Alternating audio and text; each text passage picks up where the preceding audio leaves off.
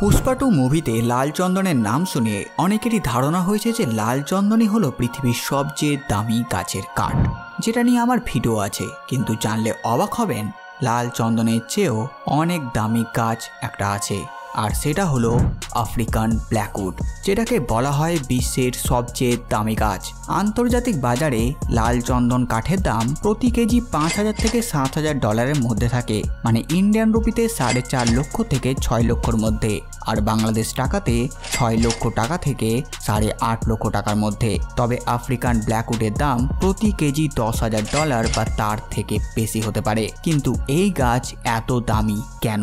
বন্ধুরা, সবাইকে স্বাগত রোমাঞ্চের ঝুলি চ্যানেলে। আর আজ আমরা জানবো বিশ্বের সবচেয়ে দামি গাছ আফ্রিকান ব্ল্যাকউডের ব্যাপারে অজানা তথ্য।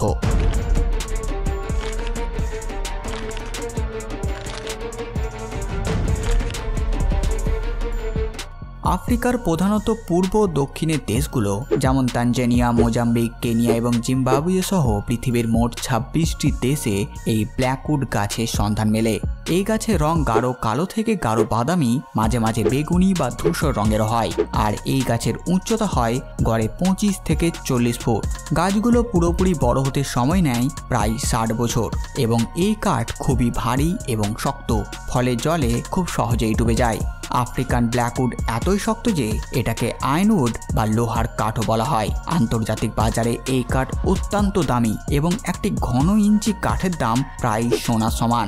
এই গাছের কাঠ প্রধানত বাদ্যযন্ত্র যেমন বেহালা, বাঁশি ও ক্র্যারিনেট তৈরিতে ব্যবহৃত হয়। এছাড়া আসবাবপত্র এবং কারুশিল্প তৈরিতেও ব্যবহৃত করা হয়।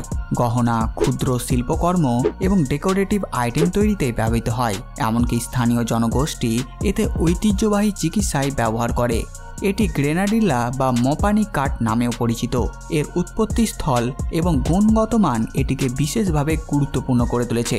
এটি একাধিক শতাব্দী ধরে আফ্রিকার ঐতিহ্যবাহী সংস্কৃতিতে ব্যবহৃত হয়ে আসছে। আফ্রিকান ব্ল্যাকউড গাছটি খুব ধীরে বৃদ্ধি পায় এবং পরিপক্ক হতে কয়েক দশক সময় নেয়, আর তাই বর্তমানে এই গাছের পরিমাণ কমতে বসেছে, যে কারণে আফ্রিকার অনেক দেশে এর সংগ্রহ এবং রপ্তানিতে নিয়ন্ত্রণ আরোপ করা হয়েছে।